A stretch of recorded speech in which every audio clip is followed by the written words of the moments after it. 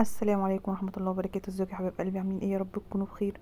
النهارده ان شاء الله هنعمل مع بعض الكبده الاسكندراني باسهل طريقه. اول حاجه انا معايا زيت، هخليه يسخن، هنزل بس فيه ربع قرن فلفل. هنا انا معايا الدقه دي توم مفروم وكمون، واخر حاجه دي هحطها الكزبره. انا الكبده بصراحه جايباها متبله، لو انت الكبده عندك مش متبله هتحط لها توم وكمون وحبه خل وتسيبها يعني 10 دقايق كده في التتبيله بس، وتشتغلي بيها على طول.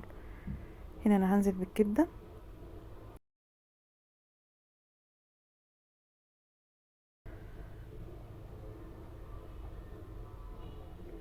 هي كده خلاص بدأت تخش في السوا او استوت.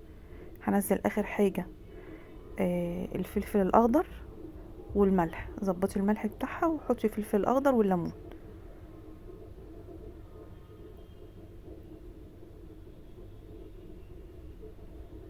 كده خلاص الكبدة معاكي جاهزة، بس انا كنت محمرة معاها بطاطس. سيبني هي الكبدة كده جهزت معايا، هي ما بتاخدش على النار 10 دقايق بالظبط.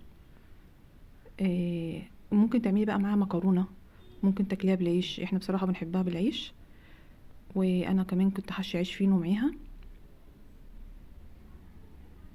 ان شاء الله تجربيها وتعجبك، واشوفكم في فيديو جديد، والسلام عليكم ورحمة الله وبركاته.